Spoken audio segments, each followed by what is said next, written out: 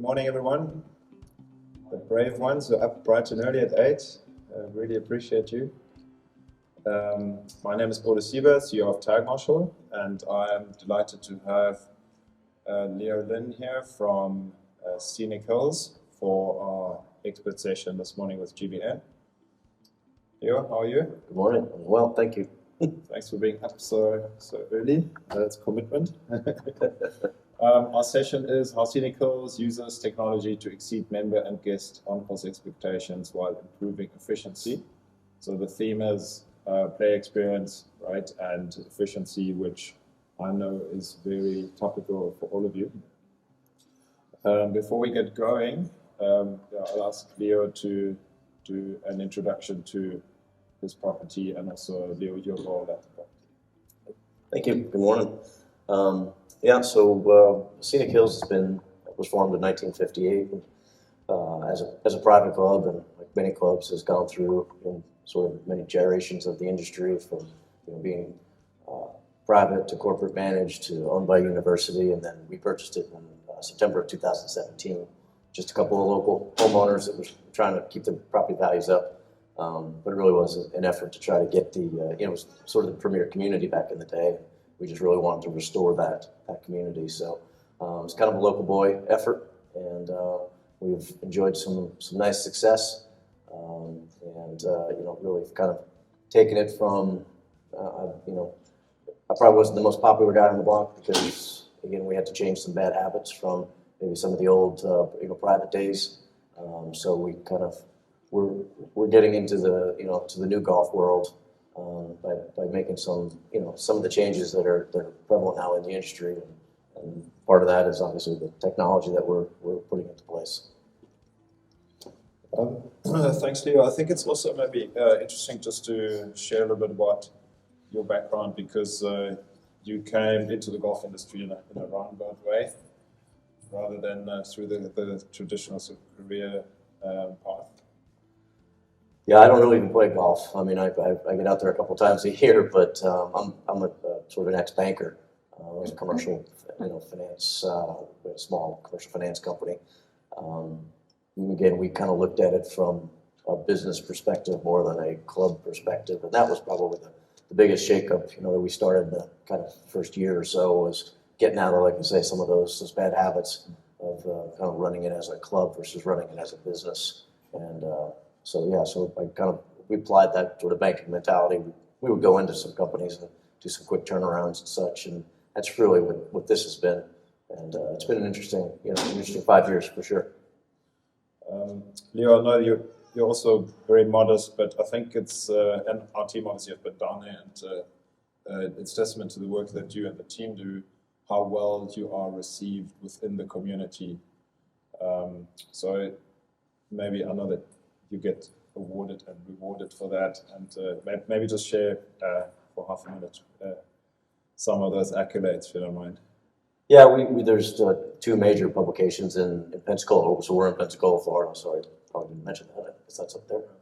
The 2 major publications, and they do a Best of the Bay and a Best of Pensacola, and for the 5 years that we've taken over, we've won Best Golf Course in both publications. We have a nice food and beverage operation as well, and we've won several awards in that category every year. One of the ones we were most proud of this year is we actually were in the top 3 for the best place to work. So we're still a relatively small shop, I guess. We'd have about 80 people, with all the part-timers and such. But we're very proud of that award. Since 6 miles away was Navy Federal Credit Union. They have 10,000 employees. So we thought being in the top 3 was pretty cool. Well done on that. And I do think that you put so much effort into your team because your team looks after your members and guests, right? And I think one of the things that's becoming more important is that if you want to attract younger talent, well, they're used to running their lives on their smartphones, right? So you have to give them tools that they can be successful in the workplace. And this is something that Leo and the team at Scenic Hills really live. A quick introduction to Tagmarshal. So we are a golf course optimization system. You can think of it as a Waze or Google Maps of that on-course player movement and traffic management. We work with some of the very best at Hazeltine, Baltusrol, Oakmont, Valhalla. In fact, Carl Kramer was here on stage with me yesterday sharing a bit about what they do. And there are also some of the top major hosts like Pinehurst, Hayward Beach, and so on. But the majority of our clubs are really middle of the road, good daily fee and private clubs, and they're all solving the same problems, right? It's a industry-wide move towards technology, and we're in a very fortunate position to add a lot of value in that space. Leo, before we get into the data and the geeky side, from your point of view, and obviously listen to your players as well, what makes or breaks a player experience? And if we have a few options here: course design, course conditioning, clubhouse and amenities, pace flow of play, playing partners in the group, accessibility, tee time availability, cost/value. What would you say your players would sign up are the top three for them? Top three would be course conditioning, pace and flow of play, and then I would say the tee time availability. Tee time availability and cost value is probably for us, they're probably tied at number three. How much guest play do you do at the club? Being public versus our members, you mean? Yeah. Yeah. We're about 60-40, so we run about 38,000 rounds a year. So it's quite a big factor to manage both worlds, I'm sure, right? It is. Okay. It is. Definitely different agendas, the member side, the public side. Okay, so Leo believes course conditioning, pace and flow of play, and obviously spot on in terms of what's important to players. So this is a USGA study that showed that 82% of players rate course conditioning tops. We can all agree that this is a major factor, but very close to that is pace and flow of play at 74%. And also 84% of operators this in 2022 have voted pace and flow of play a top three priority for them. So what's an interesting question to ask? Well, if you wanted your conditioning to be 30% better, what would you need to do and how much would it cost you, right? And we're talking a couple $1 million here. But if you wanted your pace and flow of play to be 30% better or even more, what would you need to do and what would it cost you? And it's a marginal cost, actually, for something that's really, really important to players. So you're not surprised by these results? No, I guess we're kind of in there. So you're part of that survey. One of the things that's interesting is to look a little bit deeper into this, and the USGA has done that via Professor Christina Schoonover. It's a lady on the stage here, and she is at the University of Wisconsin South. She's an experience and customer experience journey researcher, but she's also the director of golf operations at Erin Hills. So Erin Hills, obviously, major host, so she wears both hats, and she runs a PGA course at the university. So what they did with the USGA, because the USGA obviously wanting to support you, the operators, what matters to players and what are those top experience factors, because we need to understand what we need to bet on, and also we need to understand what's good to improve. What they found is that there is 1,000 touch points in that player journey, which sounds a bit crazy, but think about it. If I make a decision to book, I might do that online or phone in, that's a touch point. If I load my clubs into the trunk, that's a touch point, right? All of these things are part of my golf experience. And what they found is they rank between perfect frustrator, that really gets with bloodboarding, to perfect delighter, that makes a day, and lots of in between. And the absolute worst factor here is corrective pace of play actions. So that basically means the marshal coming over and grunting, hey guys, you're slow, get on with it, right? That's corrective pace of play actions. And players absolutely hate that. There's nothing else you can do that gets their blood boiling like this. The only other thing you can do is if other people's speed is too slow, like if they're held up. And if you think of yourself as a player, if you backed up behind a group for a couple of holes, it really messes with your day, destroys your play rhythm, it's frustrating. On the other hand, and this is really surprising, positive ranger etiquette is the top delight factor. Obviously conditioning is important too, but I believe it's because it's so unexpected, because that ranger and marshal role traditionally is just one that is a bit abrasive. Leo, I know that you are intrinsically aware of this, and you have really changed how you deal with this, and giving your team the tools, which you're going to talk about now. I think one of the things is how do we make this interaction a more positive and supportive one? So maybe just from a verbiage, or how does your on-call staff interact with people around this PACE topic? What are some of the things that you do? Yeah, I mean, we don't call them marshals. We have to call them player assistants. Probably the whole spin of it all. But yeah, we don't have a very strong program, so we don't have a constant team of marshals or player assistants out there.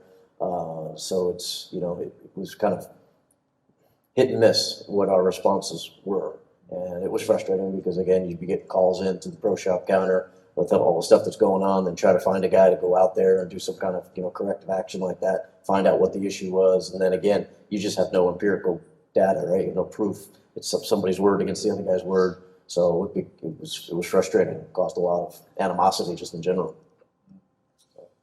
Can I just ask by a show of hands, who of you doesn't use any sort of ranger on-course marshalling? So you all have some sort of resource. You don't?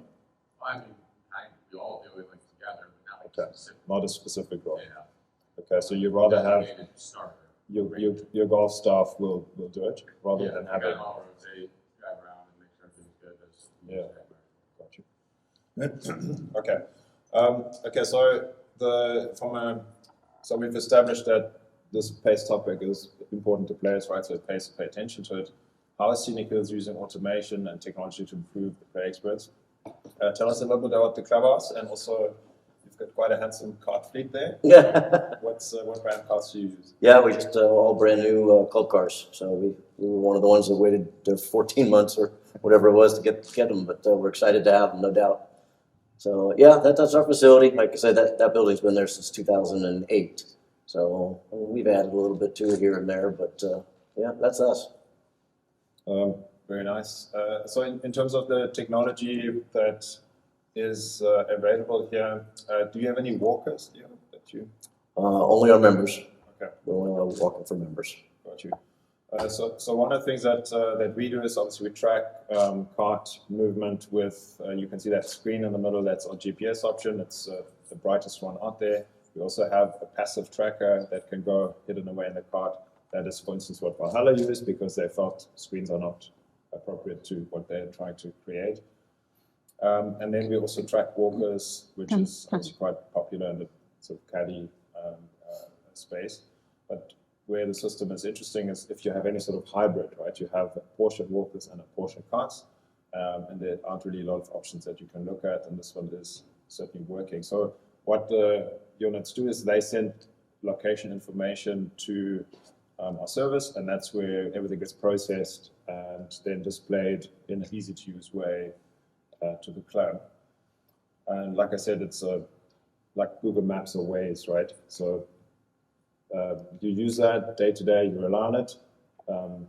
Imagine deleting those apps and getting a paper map out, and that's obviously not acceptable to you any longer because you're so used to it. And this is really what it's like once you switch on technology at your course from a traffic management point of view. One of the things that you guys do at Scenic Hills is you have this map on the clubhouse as well, right? So that your players can see it. How's that being received? It's fantastic, and that's the first thing we did. We put up 42-inch screen behind the pro shop counter. It's obviously brilliant and eye catching, and you get everybody's attention as they're checking in, and you can read everyone's face whether they're a good golfer or not because they'll look at it and the good golfers are going, "Wow, we really appreciate that you track this, that you're paying attention to it, that you have a system for it," and then the ones that are potentially are troublemakers are like, "Oh, okay, so you can see our card on there," and it's that's an initial awareness that we are watching, and we absolutely believe since we've had it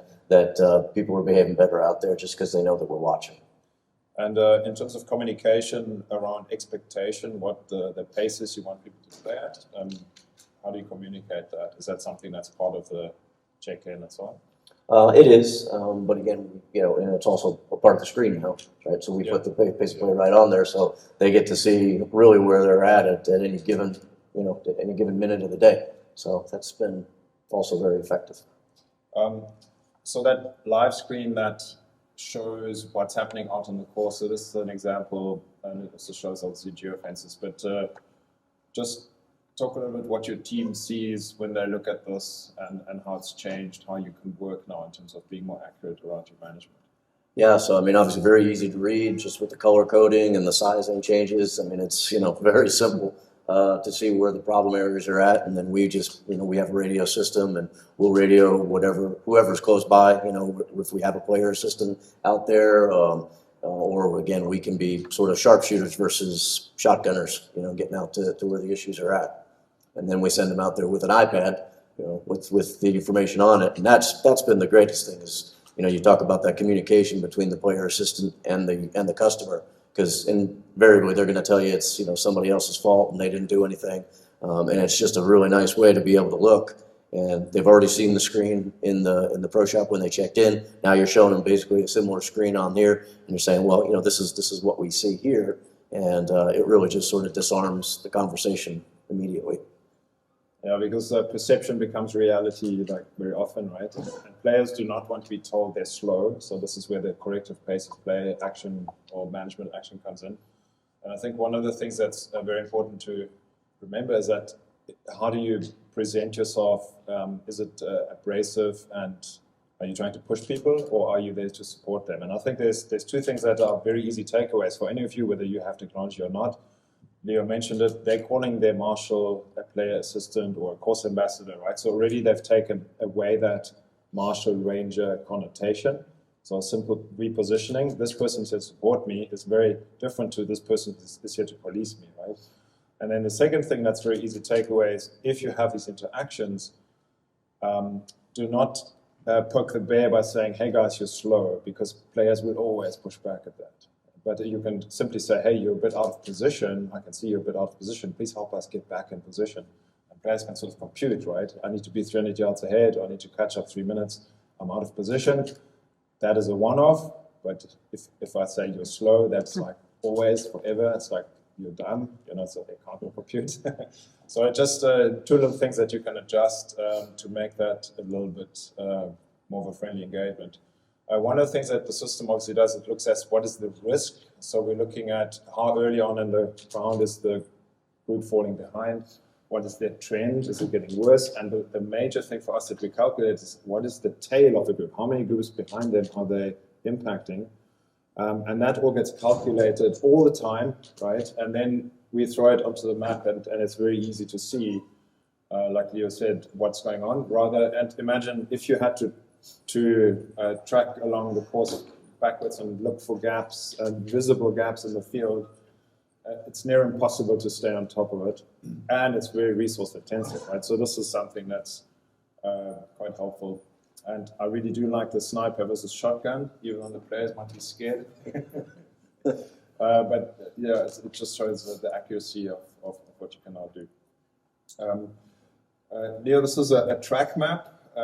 So this is every single round that gets played has this history, right? So it shows how did the players go on their day, what was the time, who was in the group, and also were there any geofence breaches, and when did they fall out of position if they did.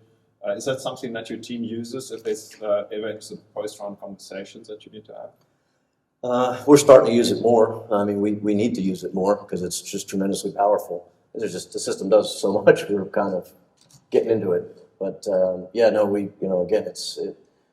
and again, we have the issue with being a semi-private club. Most of our biggest offenders are truly our members, and so those conversations are even that much more sensitive. So it is nice to be able to have just the data and saying, hey, look, this is what it is, guys. You're the one that says that the course needs to be this condition or that. Well, look where you've been parking.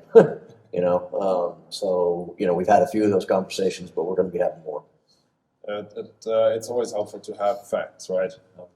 Because that's when there's nowhere to hide. So you have opted to get these screens installed. How's that going? And Fantastic. I mean, they're super bright. And everyone loves them. They're just beautiful. They're really nice screens. And in terms of obviously you can communicate out. Do you use it when there's bad weather? Bad weather, yep. That's another thing, where we have in Pensacola, we'll get these pop-up storms. And before, we're running everybody out there trying to get everybody in. Now it's just simply, screen turns red, and we put out the message. And it's nice because we can have a blanket message out to everybody, or you can shoot a message to the particular cart. You can say, hey, John Smith, that gets their attention when you actually use their name. Yeah, one of the things that Leo mentioned is that the players are aware of their pace, right? So they're much more self-managed and they can stay compliant. So at the bottom, that green bar literally starts to change color if they're falling out of position. And yeah, once they're getting into that, and they also know that the system's accurate, they're really starting to comply. And after a while, it pops up a message saying, hey, you're out of position, please we'll catch up. So they need to confirm that. And the team obviously can push out a note directly, mention the person by name. Tell me your T-sheet that you use. What is that? Well, it's a combination of North Star and Golf Now. Okay. So that helps obviously knowing which players are assigned to which cards and who's out there. So you can personalize you. So one of the things that's shown on the right is Golf Genius that's integrated, which is great if you're running tournaments. It's all quite handy. Okay, so let's look at from an optimization and efficiencies point of view, what's the impact been? And yeah, we've got one of those sort of analytics data screens here that shows that your 2021 average round time was 3:57. So that's already looking neat, right? You're under that magic 4 hours.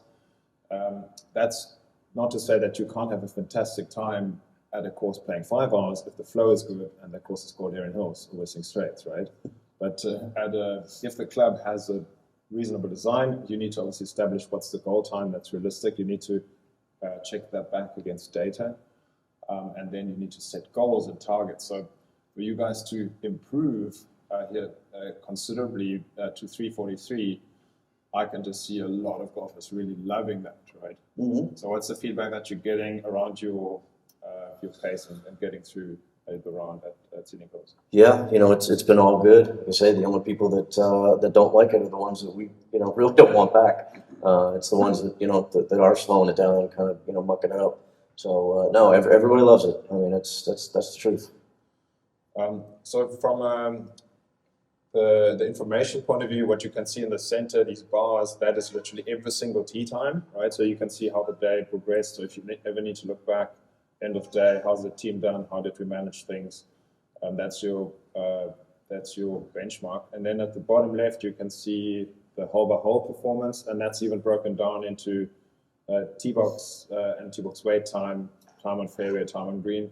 So if some holes continuously play over, well, chat to your superintendent, see what can we do to improve here, right? And it's all incremental. And at the bottom right, and this we've highlighted, is the percentage of rounds on pace, that distribution, and you can see that there's a bit of red on the right one here, but so that means that there was a few rounds that were 20 minutes over, and then just a couple of months later, that is all adjusted to being on pace, and obviously that's where the average round time then comes down alongside that. And it's really something that over time really starts to take on a life of its own. The entire team plugs into it and is tuned into it, and it becomes part of their daily processes, and everything improves and is benchmarked. And it's never anything that will ever boil over again for you because you have all this data as well. Then tell me quickly who at the club is dialed into this and who's looking at this information. Well, primarily we have a gentleman his title is operations manager, and he really kind of controls just a little bit everything. He's a younger guy too, so the technology is certainly he's very happy with getting in there, diving into this stuff. So he's sort of works on the reports and then brings them to both our PGA Pro, our superintendent, and myself. And in terms of the live map and having that view, is that something that you food and beverage styled in, or your superintendents? I'm not quite sure. Which map? The live map that shows the player movement on the course. The one in the pro shop? Yeah. In terms of the... So who's all dialing? Who's all looking at that, like on the iPads and so on? Oh, well, everybody on the golf side. I mean, so everybody in the pro shop and on the golf side. The food and beverage, you know, the other nice thing is that the beverage cart's on there. So you can see where the beverage cart's at. So I know our food and beverage manager, he kind of watches, make sure that that thing is, you know, in the right places and, you know, moving around and such. So predominantly the golf side. I think that's probably helpful too for the beverage cart to know there's players approaching, right, so that they can get things ready. Yeah, she uses, because she has the iPad as well, so she can see, especially, you know, on a time of the day where it's kind of patchy out there, rather than her making the whole loop, she can now cut across and, you know, spend more time in front of the golfers than driving around the course with nobody. Another efficiencies benefit, right? And I think you mentioned how you used to do things, just going out looking for problems and then also fixing problems after the fact when the phone calls come. So from an efficiencies point of view, it seems that's a very different world now. Yeah, well, it's very efficient. Yeah. One of the things that's possible because you have this geolocation awareness, right? And some managers getting quite smarter on this. So I know we have a partner in Michigan. He knows if a cart goes to a certain end of the fairway, these guys have lost balls in the woods. So up pops a message: do you need a sleeve of ball? We can deliver, right? So that's quite fun. I use that. You can use that location awareness, and obviously you can advertise also your club grill specials, halfway house. You can just get the awareness out a little bit, which is helpful. One of the topics, apart from obviously player experience and efficiency, is also sustainability, and I know that is something that you are hoping to dig in a little bit deeper in terms of how can we adjust our course, save money going forward, keep our costs down a bit. What are your thoughts? What are you trying to achieve there? Well, we're looking at right now taking about 40 acres and going to native grasses, love grass. And because of taking a look at some of this heat mapping to see, you know, kind of where the action's happening. If they're not playing there, why are we, you know, beating up the machinery and taking the time and labor and money to work on those areas. So, yeah, we're looking at about 40 acres on our course.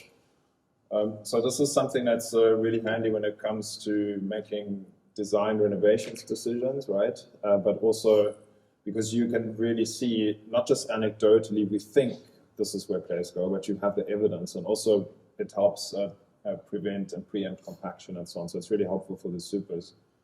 And we've had quite a few clubs that have used this to really adjust their design approach for revamps at the course.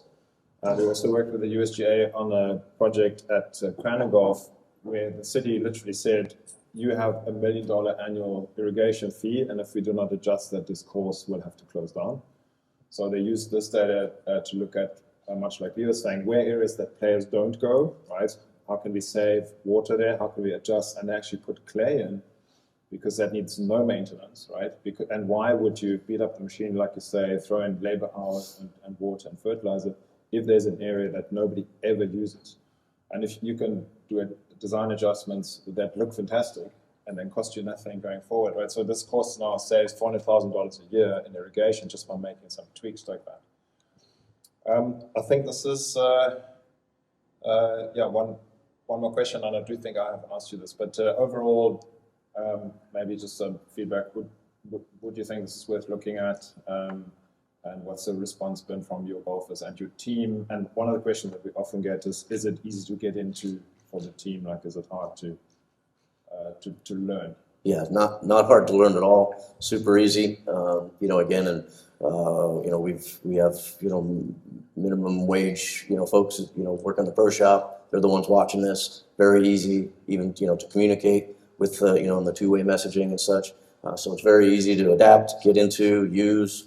Everybody loves it. Like I say, the only people that don't love it are the golfers that we don't want back. So, yeah, and I know that is forever a conundrum. How do you keep everyone happy, right? But sometimes you just also have to put a line in the sand. What are some of the behaviors that you can now manage better, especially from a member accountability point of view? Like, I believe that there's some areas that they like to go to and you don't want them to. Yeah, well, being that we're in amongst the housing community, we don't really want the carts going down the road. That's just the problem waiting to happen. So being able to have sentinels, I think you saw it on the one there where we have the road blocked out, geo-fenced out. So I mean, we know exactly when they're coming down the road, and we will go out there and meet them if it's somebody's in the area. If not, at the end of the round, and we will address it with them and say, look, we know you came down the road. Please don't do that again, because again, that's a nightmare waiting to happen. So we use it for that, certainly. Yeah. Oh, you have it on there? Oh, okay. I didn't know that.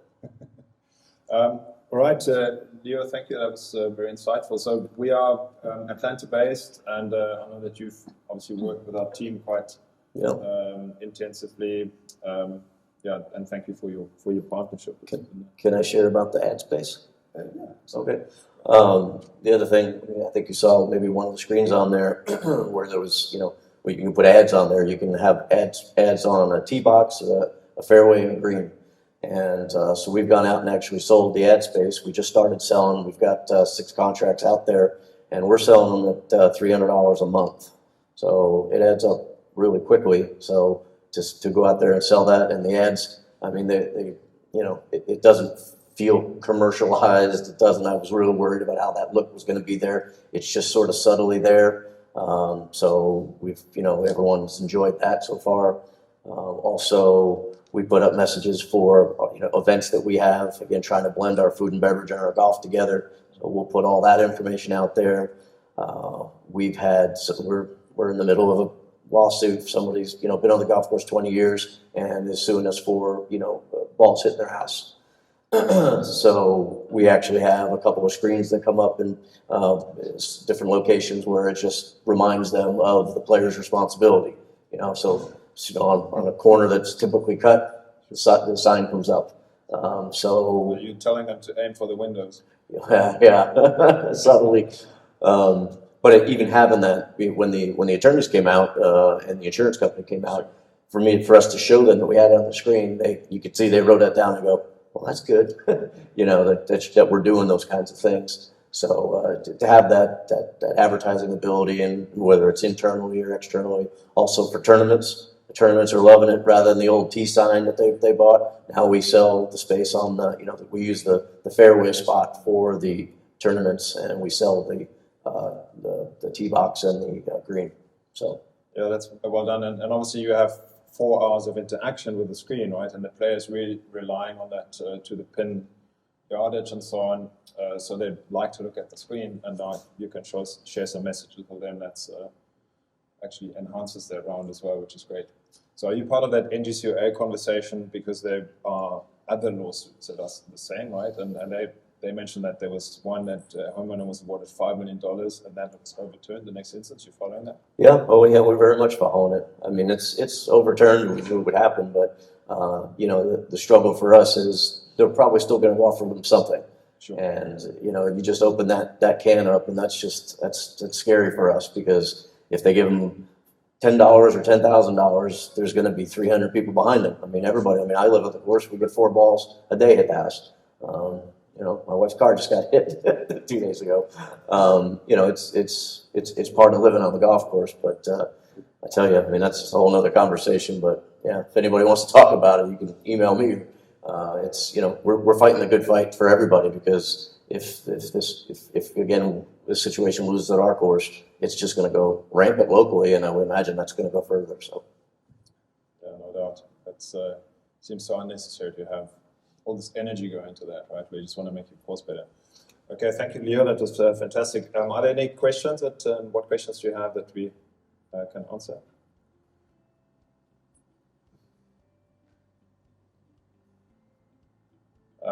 Maybe by show of hands, who of you uses carts only at the course? Who of you uses walkers only? Or caddies? How many people get around? Do you run golf courses? Okay, so yeah, I think if there's some more questions, we'd love to show you a bit more at our booth. That's 3425. Come meet some of our team if you'd like, and see if there's something that you'd like to look into. And we can also help you with ROI and savings calculations. So because it's always a struggle to get anything in budget, especially if there's words like recession floating around the headlines. But this is certainly a case of you invest $1, you get 5 back, right? So it seems to make more and more sense to operators. And if it's not a match, then that's not a problem. We'll be here next year. Take a look at maybe it's something that you're interested in. Leo, thank you so much. No, thank you. Appreciate it. Thanks for your time. And thanks everyone this morning. And enjoy day 2. Get your 100,000 steps in and enjoy some beers tonight as well. They're well deserved. Thanks everyone.